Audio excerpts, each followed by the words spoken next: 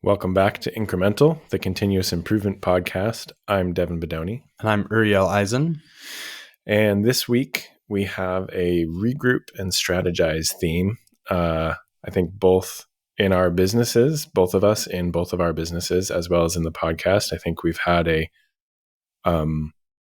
very productive and just good several months, or kind of since we started this, since the turn of the year. I think we've both done a lot of work in this regard, and both in our thinking and directly in the shop. And we're kind of getting to this. I speaking for myself, I feel like I'm getting to this kind of plateau, regrouping, kind of taking stock, strategizing for the next step. I think same here. I think like a lot of the concepts have finally kind of clicked, and a lot of the improvements we've been making have kind of really worked and been implemented, and it's sort of given us a lot of breathing room to step back and think through what's next and kind of refocusing. And I think, we spoke about, I think it was Ono who talks about like lowering the water level in a pond, and as you keep lowering it, new rocks start emerging. I feel like that, right? As we've improved things, and suddenly it feels, instead of like seeing rocks, it's like seeing new islands kind of at this point. I don't know. I was just going to say, like, sort of playing on that theme, generally speaking, when the water's high, you just see the tips of islands. And then as the water gets lower, they're large and they are more involved to tackle. And I think we're both kind of experiencing that right now. For sure.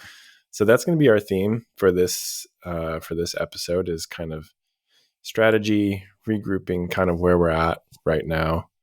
And in that vein, you had a good quote. Yeah, good quote. I forget where I came across it. But the quote is, "Strategy is for shaping the world rather than accepting the consequences," by Roger Martin, Dean of the Roman School of Management. Yeah, I like this one.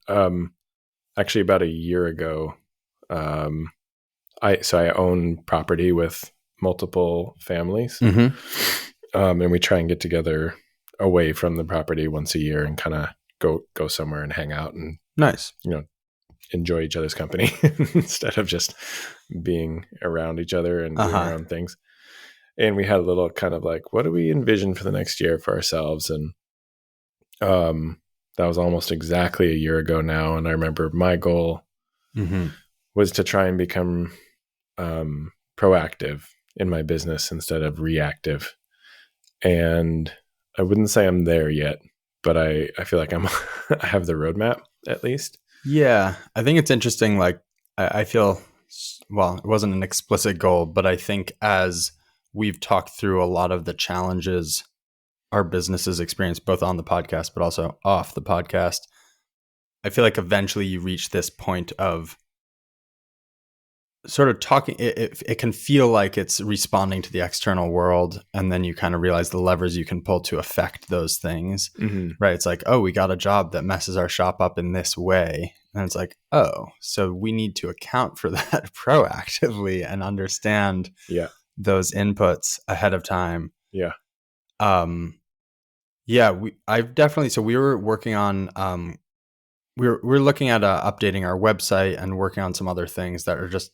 I mean, our website works. If you've been on it, it's pretty basic. It doesn't hit a lot of the things that you should see to have good conversion rate, good user experience. And we were working on redoing it, and it sort of became clear that there was this just much bigger picture question that was totally unanswered, of like sort of brand identity and like core values of the brand, like what are we about, and that drives so much of that little sort of the details. I feel like you can sort of, if you like think of a business as like as a being or something, you can have your like production process, which is maybe like your GI tract or something, right? But then you still have like locomotion, and you like need to be able to talk to other businesses and other people and all of these other aspects of this like body that is this business, and it all has to work well in order for the business to succeed. And it's really easy, as we've discussed before, to just focus on, the production processes, because those feel very like in your face, attainable. Mm-hmm. They're things we understand, generally speaking, as people who came to this kind of work as technicians, people interested in the process. But yeah, I think looping back to being like, yeah, what is the identity of this business? How does it interact with the outer world? Right. That stuff is really, really important. And hearing you say that, I kind of wonder if part of where I'm at is basically we've been doing this improvement stuff for a while now. Mm-hmm. And I wonder if part of this feeling of kind of not knowing exactly what's next, or that the things we're dealing with are actually much bigger picture than just like a 10-minute improvement in the shop. Yeah. I wonder if part of that is all of the improvements we've been doing kind of paying off and allowing us that space. And because like systems are working. I mean, I just got back from being out of the shop for 3 days, and I walked into the shop and the CNC was running, and I was kind of like, hadn't really heard from anyone. So I was kind of curious what I was going to find. Yeah. And what I found is like production was rolling along. So, which was a big surprise. I mean, I don't know if a big surprise, but cool. Yeah. Big milestone. And I think maybe what's been happening is like previously it's always been a bit of a fire, or, putting out a fire somewhere. Mm-hmm. And now when that's no longer really the case day to day, then we can, you start to step back and say like, okay, what are the bigger questions here? Wider strategy, like how should we be moving forward? What are the goals of the business? Yeah. Growth wise, what does that mean for our choices today? Or yeah. And in the vein of our discussion last week about like where you put your focus and attention and energy, it's similar in our shop, that we've by no means tackled every little issue, and we have not tackled even all of the issues that we brought up on the podcast. But a lot of the small production ones are either not the bottleneck, or they are large enough that they're not something, like you said, that we can tackle in 10 minutes here and there. They're either capital intensive or quite time intensive, or, in some instances it's like maybe hiring another person, which is a big lift. Yeah. And yeah, I think in my business, things have smoothed out in the last week or two in a really good way. And I feel like we're doing things very well. And we are still making small improvements to our processes as we go. And it's giving me this moment, which is kind of cool and hasn't happened for a long time, to actually step back and be like, okay, what really needs attention? Yeah. Big picture wise. And that's been really cool. Yeah, it's funny. It's cool, but it's also a little disorienting. I feel like disorienting. The past 2 years have been really in the weeds process. We're getting this type of reject. How do we fix that? We're having high paint rejects. Yeah. How do we fix that? Like just on and on. And now, having that space, I think it just feels like I'm seeing a lot of stuff that I have less experience solving, I guess. Yeah. So it brings up a lot of new questions. I've been reading a lot of books about brand building. Yeah. I heard a really cool podcast. It was How I Built This interview with the founder or not the founder, but the guy who built Sunbum, the sunscreen brand. You mentioned that. Kind of mind blowing to me because like I am very much a product guy, right? And so, but this guy builds brands. Like that's what he ran a business doing, and it is like, it's not that the product is irrelevant, but it is.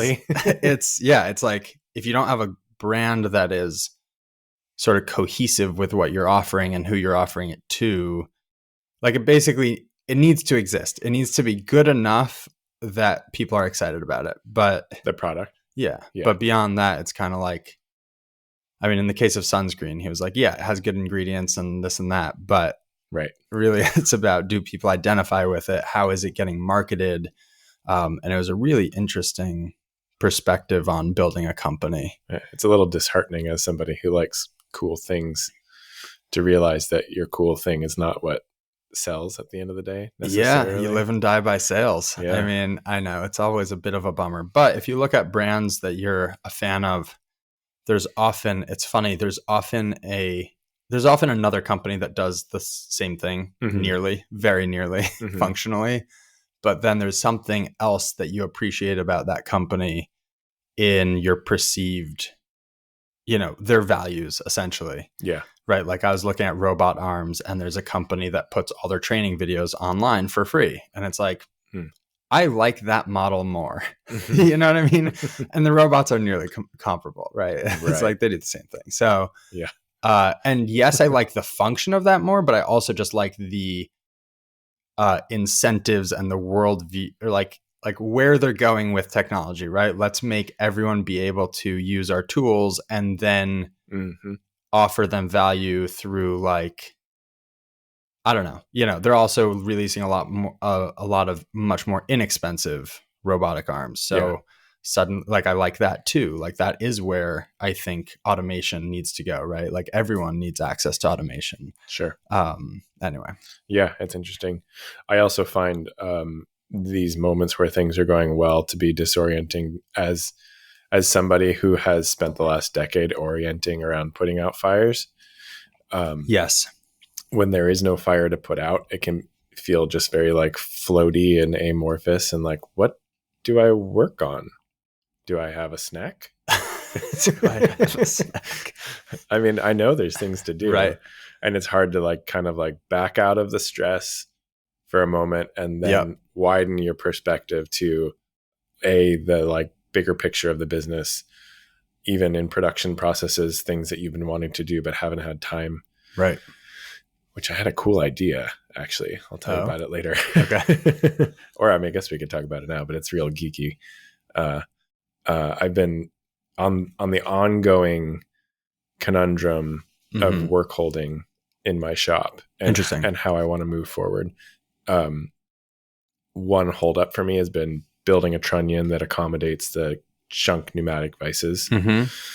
Has a different sort of height stack up. Yeah. And isn't quick change. If I want to clear like if I want to keep things compact, I can't put a rock lock top on it. Rock lock base on top of the trunnion. Anyway, the stack up gets all messed up. It's like too many different things. There's too many design constraints. But I want to be able to throw a manual vise on the trunnion without having to tear it down if I need to. Anyway, it occurred to me today that it wouldn't be quite as fast as a full rock lock swap, but I could bore holes in the trunnion that are the same size as the locating pin on a rock lock pull stud. And then, but instead of using a pull stud, I could just use a precision sleeve and then run a bolt through the bottom of the trunnion into the vise where the stud would normally thread in. And that way if I need to, could mount both manual and pneumatic vices to the same trunnion without having big stack up issues. Interesting. Which I think would be very beneficial in shortening overall changeovers. If I need to go to a part that's larger that can hold, then I can hold a pneumatic vise, can put a bigger manual centering vise on the trunnion. Anyway, I just had that thought right before I drove over here and was like, this might have solved all my problems. Interesting. Yeah. That was a total tangent. I can't even remember what we were talking about.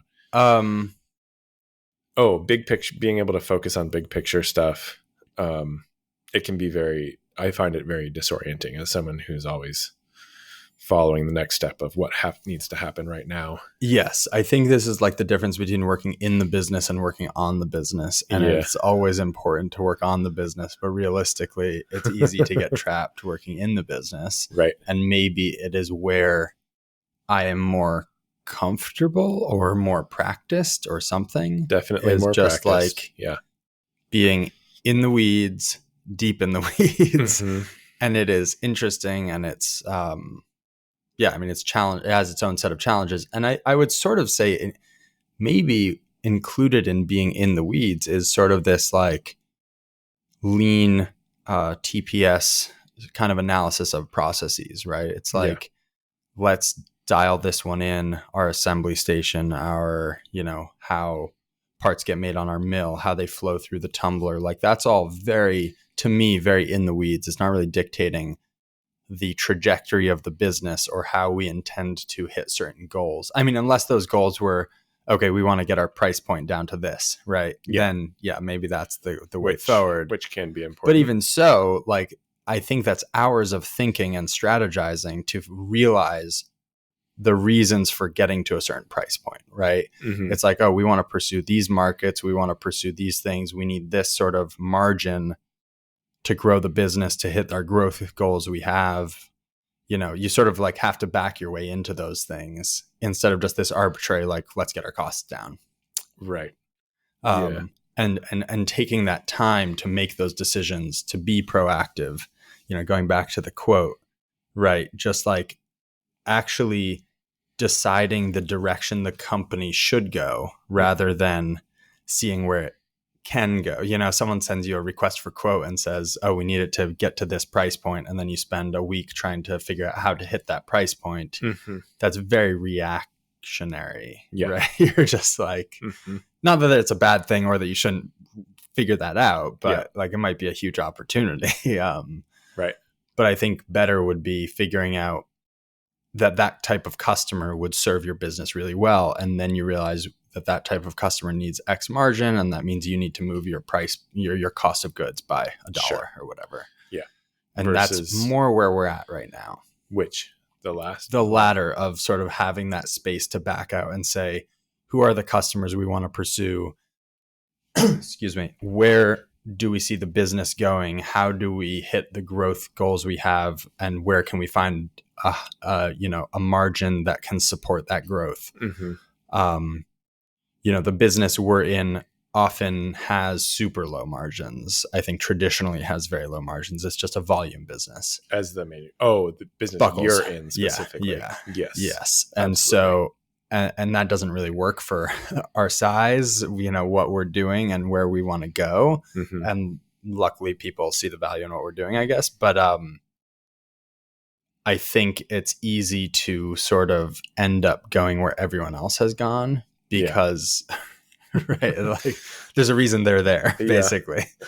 And so the road less traveled is often more difficult. Yeah, exactly.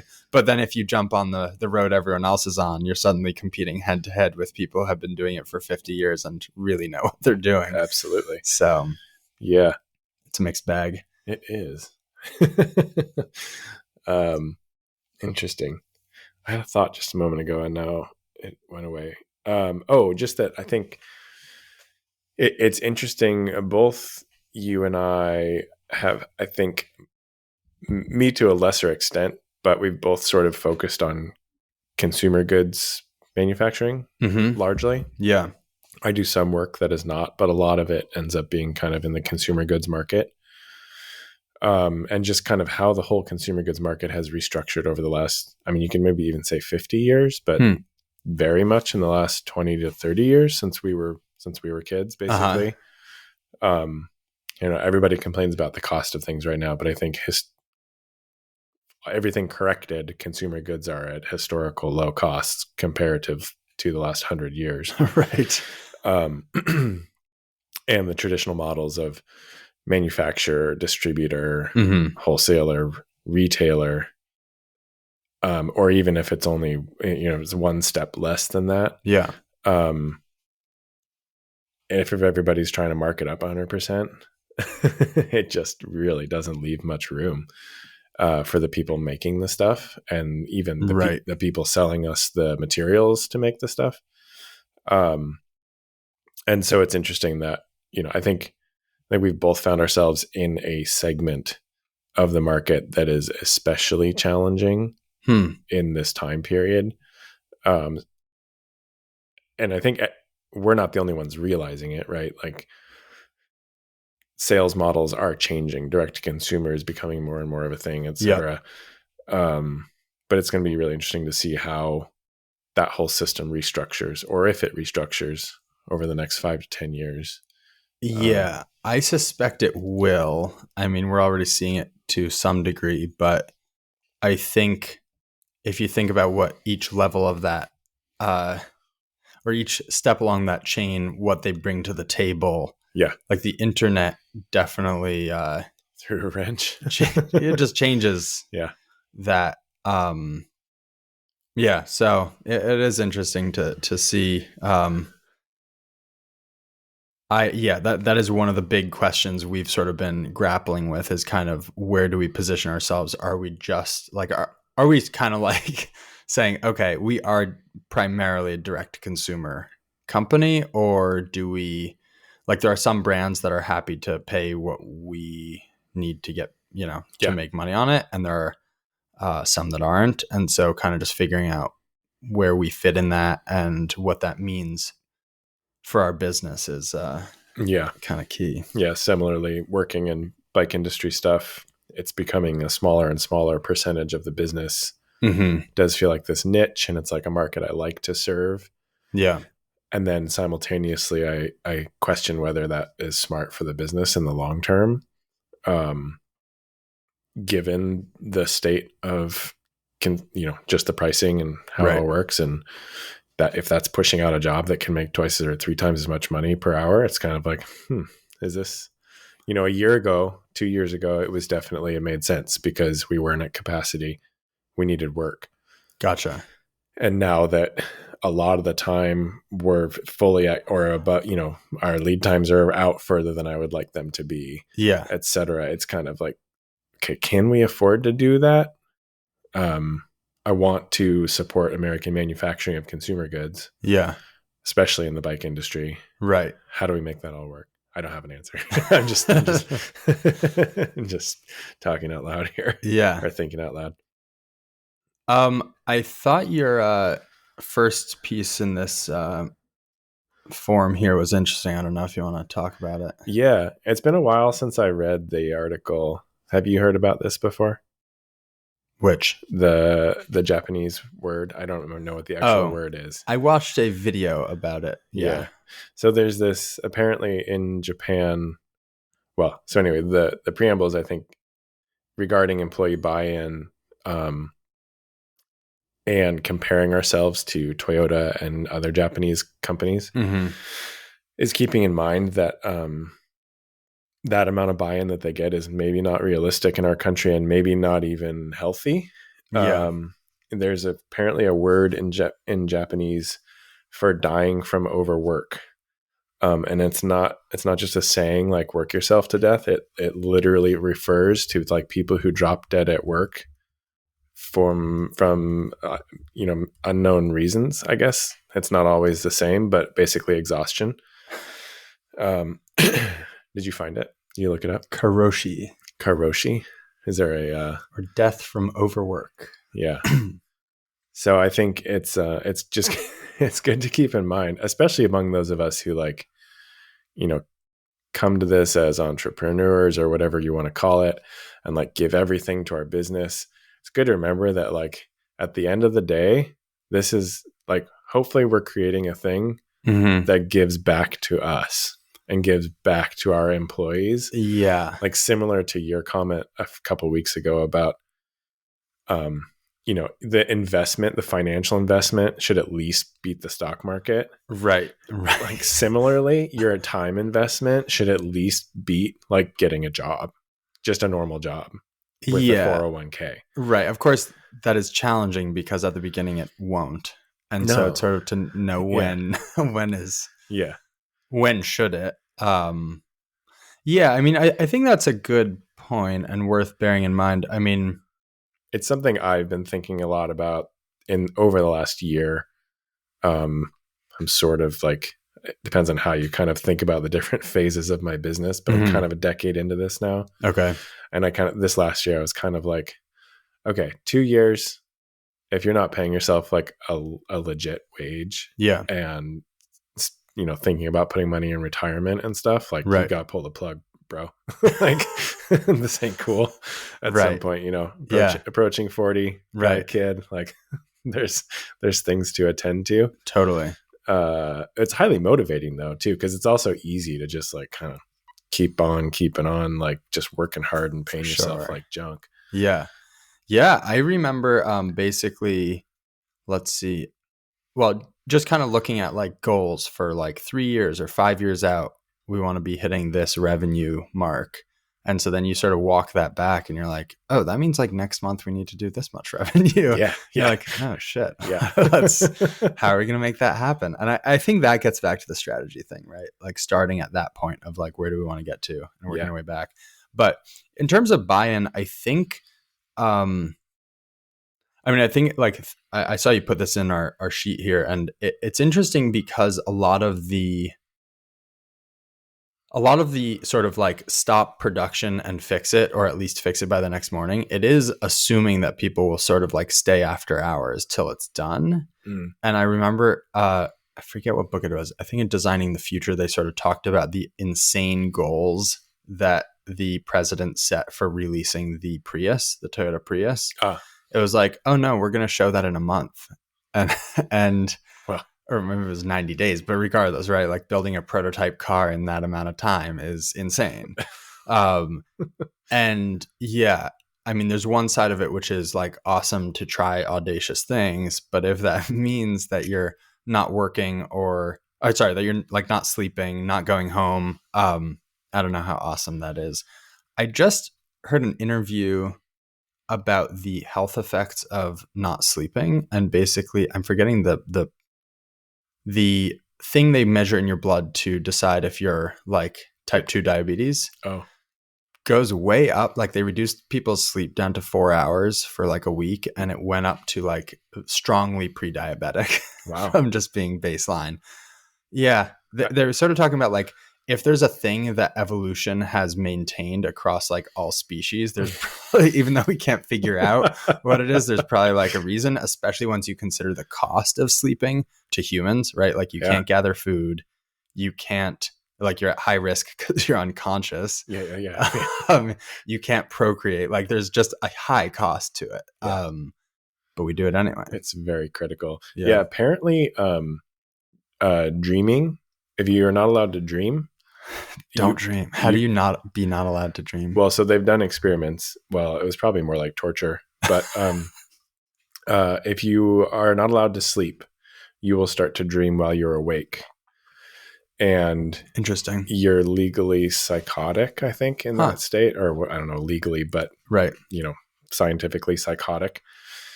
If that is interrupted for too long, this must be known from torture experiments or something awful in war. I'm guessing you just die.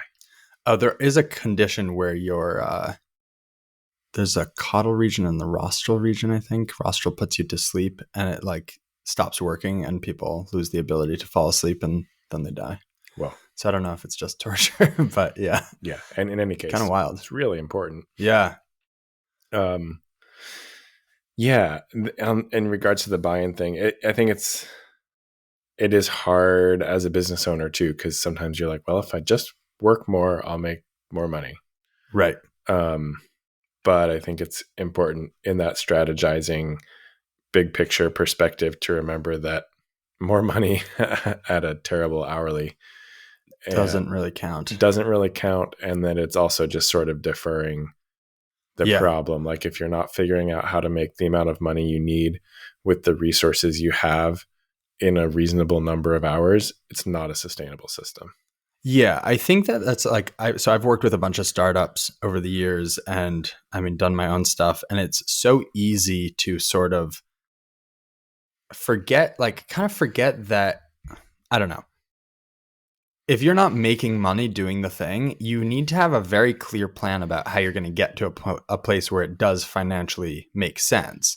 And if you can't get there, then you should close the business, right? And I think like, when people ask you for a quote for something, like I had this today where it's kind of like, I know what price they kind of want to see, and it's just not realistic. Mm-hmm. There is a temptation on my end to try to hit that. Yeah. And then sort of work it out on the back end of like, all right, that means I need to get my pricing down to this. And there is some amount that I can do that, right? I can see if I can get better quantity discounts and so on. But at the end of the day, it's sort of like I burnt myself. I don't know. Last year we took a job that was just like, we spun our wheels for a month and really didn't have much profit to show for it. Yeah.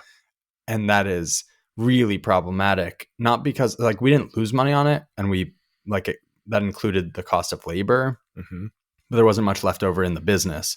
And I think the huge cost there is that's not sustainable. And so you should take that time instead to figure out a sustainable, market, or develop new products, or work on getting the cost down preemptively instead of, I don't know, like, and the other part is just that it takes up bandwidth, and you could have filled that bandwidth with higher paying work, like you were sort of talking about earlier. Yeah. Yeah. So in regards to kind of strategy, maybe let's interrogate it a little bit. Yeah. What are you feeling like, and for the sake of continuous improvement, Yeah. what are you feeling like the big picture things for you to improve are right now, and what's your plan of attack? Yeah. Or do you have one yet even? Or is it just more in the gestation phase? I think I do. I think in terms of like putting it into like lean lingo, I think I've just realized that there's a lot of sort of rework of of ideas, of direction, of like, I guess it's sort of over processing, where it's like we're gonna redo the website and we're gonna redo this stuff, and there's no like North Star in all of that to keep us all moving in the right direction. Mm-hmm. And so that's sort of been that push to kind of zoom out. It just like kept feeling like there was a piece missing to kind of guide all those decisions. Also, there was a lot of inefficiency that I was seeing in terms of like, as the team grows, people needing to talk to me about what they should do. Mm-hmm. Like, updating the website, just other different things that it felt like I shouldn't be the sort of the compass there, right? People shouldn't have to come talk to me for every decision. And so that sort of drove me to this idea of backing out and sort of thinking more about like the values of the business, core values, like documenting what we want to be.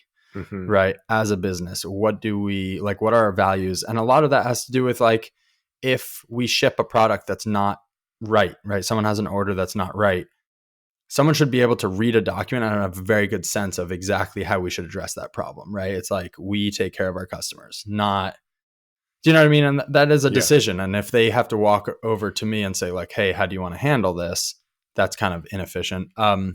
Do you feel like it's your responsibility to create those documents, or do you feel like it's everyone's responsibility? How are you kind of tackling that? So at the moment I'm reading books about how to do it. Yeah. And I think it needs to resonate with everyone. Well, no, it needs to resonate with me. And then if it doesn't resonate with someone, I either need to change it so that it does, or they're not a good fit. Right. Like, and everybody includes, customers as well. Yeah. I think. And so, I mean, at the moment, I'm kind of doing most of it, of like writing, the nuts and bolts of it is sort of writing out phrases and values and stuff, and sort of just seeing how that sort of feels, if it feels about right. At the moment, I'm kind of thinking that the big thing that I think austere sort of represent, or the change that austere manufacturing kind of believes in implementing in the world and seeing in the world, would be something about like that everyone should start caring more about the products they use and about the products they make. And so it's kind of like really put that effort in to making good stuff that lasts. And that's I think just from every perspective, like making all this trash is just like, it's not satisfying, as a consumer. Like, it's very cheap, but it's very cheap. I mean, like, I don't know. So I think that's kind of it. And I think a lot of it like is basically borrowing from our future, like in terms of, I don't know, carbon emissions. It's like the second there's a big libertarian concept of my right to swing my fist ends at your nose. Yeah. It just turns out that everyone's nose is kind of all over, right? Do you know what I mean? It's like me mining over here and like digging stuff out of the earth. Yeah. turns out does affect a lot of other people, Yeah. both now and in the future. So I think that's kind of that in terms of where the business, like strategy wise, I think I sort of mentioned sort of that direct to consumer versus B2B aspect, I think is a big, I don't know if it's exactly a choice, but just understanding what ratio we want to hit or which retailers or which wholesalers can kind of work with us. And which markets. Yeah. And kind of who values what we're doing and just making sure we're pursuing places where, like, I don't care if I can sell someone, a few hundred buckles if they're not going to be able to sell them. That doesn't help anyone really. Like, I get a bit of money, but then they're kind of not super excited about the product. Yeah. Kind of taking more ownership over that complete process. Like, if we sell to a retailer, making sure that we are supporting them not only in shipping them a product, but also like making sure that they understand how to sell that product, making sure they have the assets in terms of photos, in terms of copy to do a good job, making sure that they understand how to sell it. Like, are they going to advertise it in their mailing list? Are they going to post about it on social media? And if they're not, at this point, we know enough about selling our product to know that they're probably not going to succeed. And so if they're not going to succeed, we actually don't want to sell to them to begin with. Yeah. Right. And just starting to really see all that and make sure, I don't know. Yeah. Trying to kind of start to tackle that. It's a lot of work, I think, to do a good job. I think especially I think maybe you're even a little more comfortable than I am with the sales side, or the proactive sales side, I would say. But I think both of us, it's like not our strong suit. Yeah. So it feels like, what do I do? I think also just previously, it just seemed crazy to me. Like, if someone wants to buy the product, you sell them the product. But now it's sort of like, are you planning on putting this in your email list? How do you guys approach promoting products you have? Like, are you willing to promote us on it? Right. And like, I don't know that we're going to put a contract in place, but I kind of want to say like, hey, this is what we agreed to. Right. Yeah. And so let's make sure that happens. Yeah.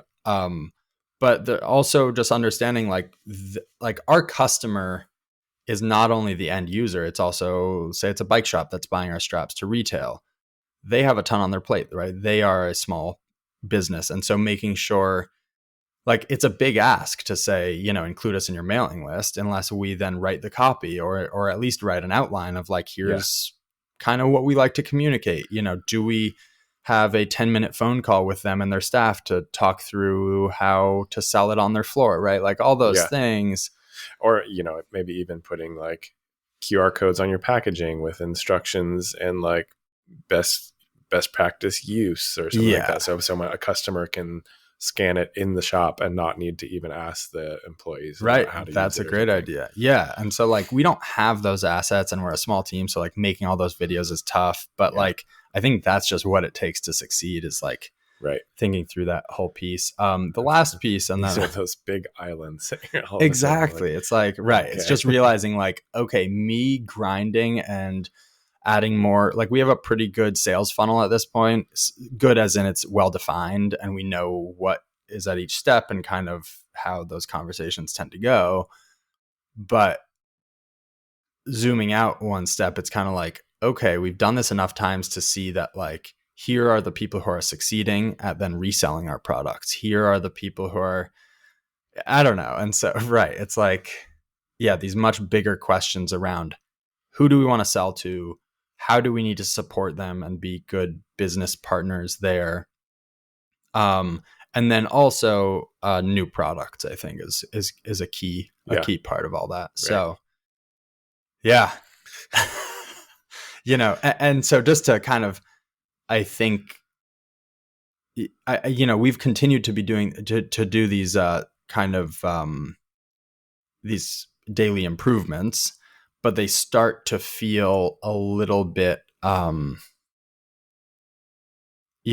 overly narrow in scope and almost like a distraction, I think. Right. It's like there's some much bigger sort of existential questions Yeah. that feel a lot more urgent than some of the kind of like 3Sing or something like that. Right. Yeah. It seems like potentially in businesses of our scale that there's going to always be this sort of like natural pendulum swing Mm-hmm. between sort of big picture and shop floor, or, I think that's right. because you're going to increase your efficiency in your production processes until you have space. And then you will use that space to increase your sales. And then your pressure will be put back onto your production processes. Absolutely. And at every level, I think, right? Like we could Yeah. get really good at our sales funnel and become really effective at selling. Yeah. And then it puts a huge amount of pressure on the people doing sales because there's just a lot of inbound. Yeah. And Right. yeah, And I think hopefully in that pendulum back and forth, each time the business is building to a point at which it can become a more sustainable whole entity, for and sure. and there becomes less of a pendulum because it's all kind of growing in step. But And I think for that to happen, there needs to be that proactive strategizing. So Right. you are moving in a direction that is more sustainable Right. rather than just like more revenue but lower profits Yeah. or something. So you're like, okay, we're going to hop to this rock across the stream, then this rock. That one's bigger. We'll hop to that one. Then we're going to be on the other side. Yeah. And then we'll all make it there, hopefully. And then we can work on building a bridge. Yeah. Yeah. How about you? So I think the themes have been hopefully obviously somewhat consistent over the last few months. Mhm. A big thing is just our information management process. Mhm. And I think we're sort of, I've been thinking, gestating on it a lot for the last few months. We, did our job board, which had a big effect and has been very helpful. And that, I think, freed up a fair amount of space in my personal work processes to see sort of the next issues. So I think, there's two kind of main thrusts, big picture thrusts. One is also sales, I think. So, and you and I have discussed this offline a bit, but I believe that we could do very well if we had more of the right kind of work for our equipment and for our specific kind of like labor breakdown Mhm. and our size. So this kind of goes into the improvements, or sort of not, but I officially started the onboarding process with paperless parts this last week. Okay. And I'm really hoping that that's going to just generate more revenue purely by me not undercutting myself on my quoting. Yeah. As well as streamlining the quoting process and hopefully winning more of the correct type of work for our shop through that. Right. But then a bigger part of that, I think, is going to be at some point in the next 6 months, maybe trying to hire somebody on who specifically does sales as part of their job. Mhm. Maybe not their entire job, but someone who's capable of, who knows what we're looking for in jobs, Mhm. and then someone who's capable and has the time of reaching out to companies that would be a good fit, finding those companies, first of all, reaching out to those companies that'd be a good fit for us, being able to, speak intelligently about Right. what we can offer and what we're trying to do, Mhm. and then bringing more of that work to us. And I have a pretty good picture now of kind of what that work looks like in terms of like the parts. Interesting. So identifying the markets is still kind of a question mark. Right. And how to get in touch with those companies, find those companies, that's still a question mark. And that's something like we're talking about, another big lift. Like I haven't had time. Now that is starting to free up a little bit, hopefully, and hopefully that will continue. So that's a big focus. And then the other big focus has just been on the internal side, streamlining our communication, more or less. between myself and the employees, and making sure that there's very clear step by step of how things move from step to step within the shop, and where the information is, what needs to be there, how it's discussed. And that's an ongoing process. But and then last but not least, kind of like the nitty gritty technical, is actually continuing to implement more automation. And in the beginning of this year has been pretty illuminating, because we took a really big job. It's a good job, but the parts are not great fit for us, really. And it's like, I don't want to say no to it, because we still do need the work. We're not in a place to be turning away work. But we could be I know that we could be making better money on other work. And we're starting to see the light at the end of that tunnel. And so starting to think about next steps. So I don't know if that makes much sense, but in terms of kind of like the 3 avenues we're sort of progressing along.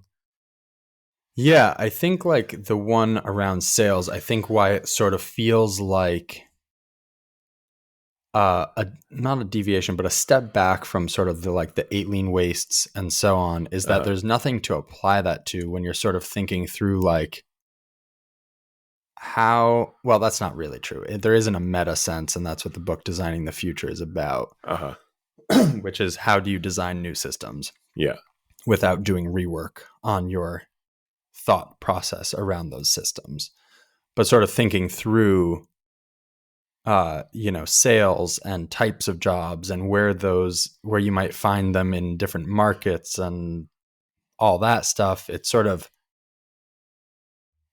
hard to refine until you're ready to kind of say, okay, here's our plan, right? And then you see how the plan is going, and then you say, wow, we're writing around a lot of these same emails. Is there a way we can streamline that? And is there a way we can...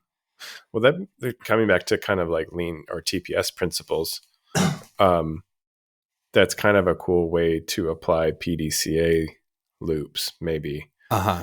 And for anybody or everybody who doesn't know what that means, myself mostly included, that's like plan, do, check, act. Basically like designing quick experiments to test a hypothesis and then adjusting accordingly. And so I think to put that in terms of sales would be to, do like, okay, we have a hypothesis about what kind of companies might respond.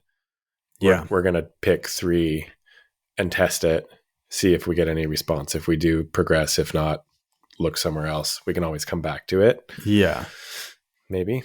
I don't know. Yeah. No, I think for sure. I think it's a huge mistake that people make to sort of step away from the day-to-day and go like, all right, we're going to totally come up with a new plan for how our factory operates. And then you spend 6 months drawing that out and figuring out what equipment that means, and on. And then you implement it and discover that there was some very basic assumption that it's incorrect. Right. And it's a huge cost. And I think we sort of talked about this last week or the week before, but just getting better. I mean, for me, like a big focus is sort of like when we come up with a concept for an improved workflow around like how our Kanban systems work, or just like, I had it with paint, right? We were like, wow, we don't need to blow off the parts and then paint them. We can just blow them off one time, and then we scrapped almost a full batch.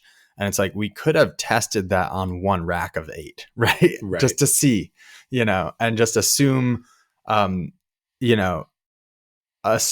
that there's stuff you don't know to ask. And I think, around sales, it's like, okay, we need to hire a salesperson. There's probably a smaller step that's sort of like, is there a salesperson who would work part-time? Or is there a salesperson who would work purely on commission, so it's not really a risk? Or, is there a way for us to test this premise without really affecting the trajectory of the business or how the business works in the meantime? I don't know. Yeah, that's a good thought. And I think in general our focusing, I think like a year ago reading Shujio Shingo and whatnot, I was like, okay, we got to get setup times down. Got to really get setup times down. And I think that was good motivation Mm-hmm. for me to think through a lot of the processes. And right now I'm kind of in this place where I'm like, the actual setup time, and when I look at our whole picture, Yeah. is probably pretty minimal compared to a lot of the other gains that will be made just kind of like around optimizing that process. Right. And so I think right now we're kind of just like focusing on overall flow, making sure things are in the right place at the right time and not focusing too much on the minutia. And that honestly has been a big lift as well, just to make sure that programs and tools and work holding is all there when we need it. Interesting. And right now, the focus is on making it so that Ariel can do setups without me and prove outs without me. And Very she's cool. doing a lot of that. Yeah.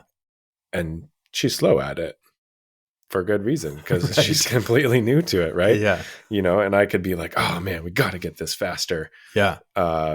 But stepping back and looking at the big picture, I'm like, oh, I got another part program today because I wasn't doing a setup. That is definitely, and now I have 45 minutes free to start thinking about our future work holding system that we're going to be implementing for a spindle gripper. The overall flow in the business is definitely getting bigger, even though if I'd focused in myopically just on setup times and reduction of setup times, I don't think it would have helped. I mean, I think we will at some point have to revisit and come back to that and start to refine it when the water level has been lowered to that point. For sure. And I think one assumption there is sort of like SMED, single minute exchange of dies, is to allow changeovers from part to part. Yeah. So that you're not doing it in big batches, but it doesn't seem like your customers want that. And therefore, like, it doesn't necessarily make sense for your business. Like, it sort of could down the road, you could negotiate, I'll send you this many pieces per month, and then the next step would be per week. And then the next step would be per day. Yeah. And if it was per day, it would really make a ton of sense to get your changeover times down. Right. But beyond that, it's sort of like, that is not at all the current thing that's poking up above the water level. No, it's really not. It does still have an effect, if it takes an hour to change over from from last unload to cycle start on the first good part of the next job. If it takes an hour or even 2 hours, that's a portion of a day. If you consider hourly, rates, and if you're doing that on every machine every day, or even one machine every day, that starts to add up. So it's definitely worth pursuing in the long run, even in our environment, where we're doing often 5 to 200 piece runs, that could last kind of most of our jobs at the minimum are a half day probably, and at the maximum a couple weeks, for a part number. I do think there is still a lot of work to be done there. And in a perfect world, we will get to a point where a part finishes and we start prove out on the next part within 10 minutes. And I think that's doable. Yeah. Right. And it probably means having all the stuff that you said you're focusing on it instead of that, or currently. Yeah.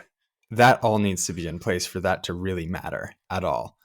Yes, maybe you'll save 10 minutes here and there, but meanwhile, you're waiting 3 days because you didn't realize that you didn't have a tool holder that you need or something, right? Yeah, that, or like I focused on one machine on getting the changeover super quick, and then I was behind on programming, so another machine ends up sitting for 3 hours because nobody had time to attend to it. Yeah. It's kind of like, well, that's not helping anybody. Yeah. I wanted to mention something we talked about last week, or in passing. We sort of said keeping employees busy. Yeah. And it just occurred to me that is really not the focus at all. Yeah. It is on productivity, and kind of even more than that on value add time, right? And I think I just wanted to mention that because I think we both sort of said like, oh yeah, we need to do a lot of work to make sure people have things to do to stay busy. And it's like, if there's nothing useful to do, go enjoy the sun. I know we're both doing we're not saddling people with meaningless busy work by any means, but I think just like I don't know, sort of like language matters and like focus matters a ton. I feel It like that's sort does. of like this whole podcast is kind of learning things to focus on and how to see. Yeah. I think it is a language thing. I think what people really mean when they say that is having useful things lined up, because, Maybe. well, I think that's what I'm trying to mean when I say it. agreed. But if you even look at the useful things, quote unquote, useful things we line up for people, they tend to have about 85% non value add in them. And that Uh-huh. can be down to like 50 or less, right? Yeah. And yeah, anyway, it's sort of pedantic, but also I think No, kind of important. I think it is a good point. I think it comes back to that challenge of like, how do you have a system that's intelligent enough that everybody working within it knows what to do next? Yeah. Um, and I think especially in businesses our size, where labor is so limited and so many things to do, it's even more important because there's a shortage. But it's that catch 22 of somebody has to be organizing Yeah. whatever that list is somehow to make sure everybody knows where they need to be. But your point stands that Staying busy is not the objective. no, they Delivering should go value. stand in the sun and Yeah. have some tea and enjoy themselves for a minute, and Right. then come back refreshed to do something important. Yeah. And I think backing out a little bit from that, it's really an important focus because, like, if you think about automation, people don't want to pay someone to like stand around, I think often. But if someone came into your business and like spent 3 weeks automating one of your machines and then essentially stood around for the next year, but the machine was way more productive, you'd still be way ahead. Yeah. Right. It's just worth remembering that. Like, I don't know. I sometimes like stand there just like daydreaming, not exactly like I'm watching something and I'm kind of like pondering how it, and that from the outside can look like I'm not doing anything. Yeah. And it's something I've sort of been struggling with a bit, having someone in the shop. It's like, I just want to make sure I am not incentivizing looking busy. I Yeah. worked for a boss who liked hustle. Uh-huh. Like, he sort of talked about it. Yeah. And hustle to him meant that you were sort of grinding at all hours. And so you just got a huge number of brownie points if you were kind of the last to leave the office, or if you sent him an email really early in the morning, right? Yeah. And it's That's like, not helping. no, it's, Yeah. Anyway. Interesting. Oh man, I had a thought and then it went away again. Well, I don't know exactly. I mean, this episode feels a little bit off the usual kind of. Are we off brand? I don't know. No, I guess what are the common threads? I think the common threads to me are systems thinking, really, right? Mm-hmm. Like a lot of the lean stuff and like Toyota production system is about systems thinking. Yeah. And I think one piece that maybe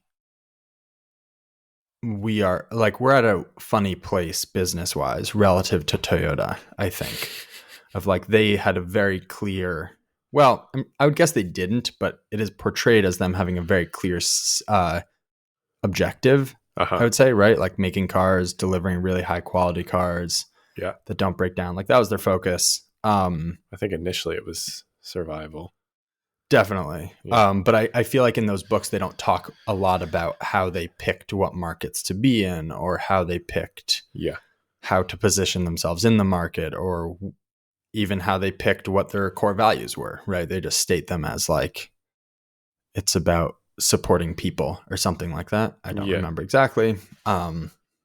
It is driven home a lot in the Toyota way. That kind of what makes, in his portrayal, Toyota exceptional is their ability to develop people who are capable of being good systems thinkers. Yeah.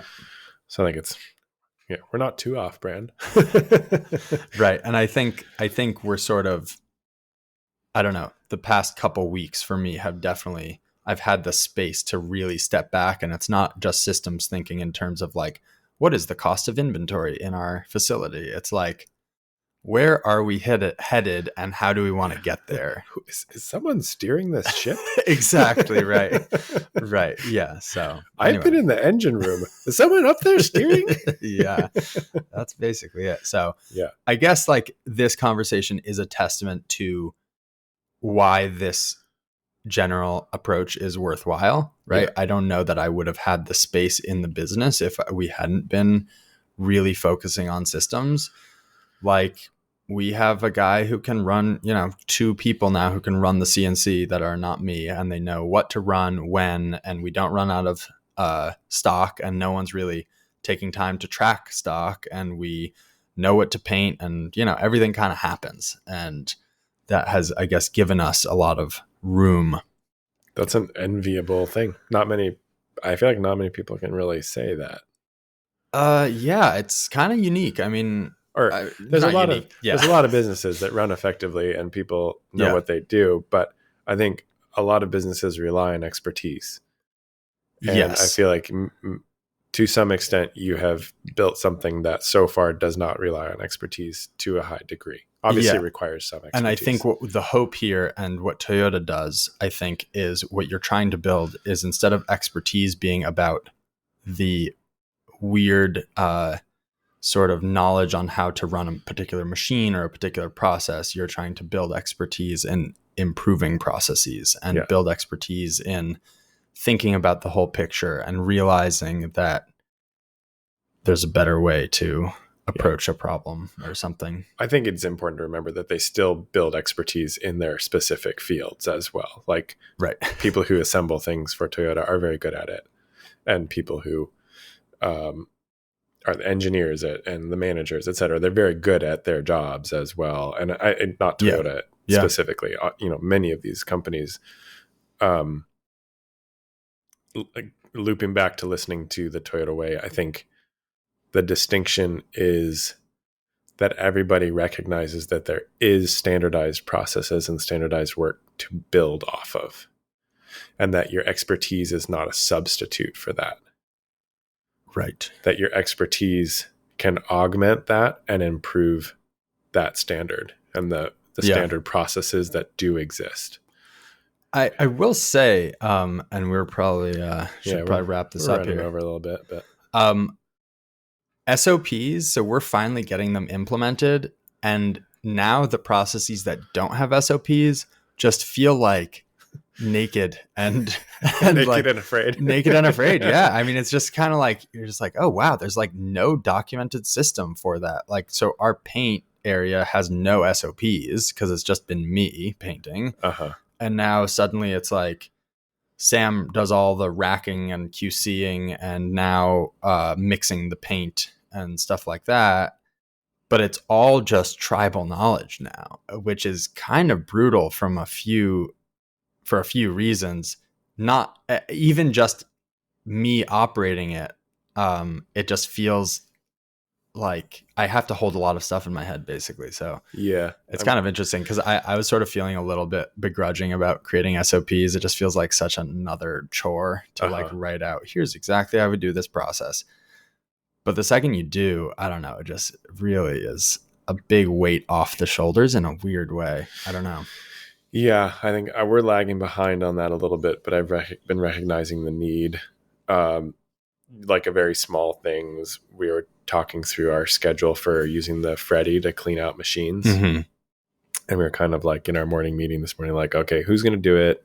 And they were like, well, Corm and Ariel were like, well, we can alternate weeks. And I was like, okay, well, how are we going to keep track of which machines?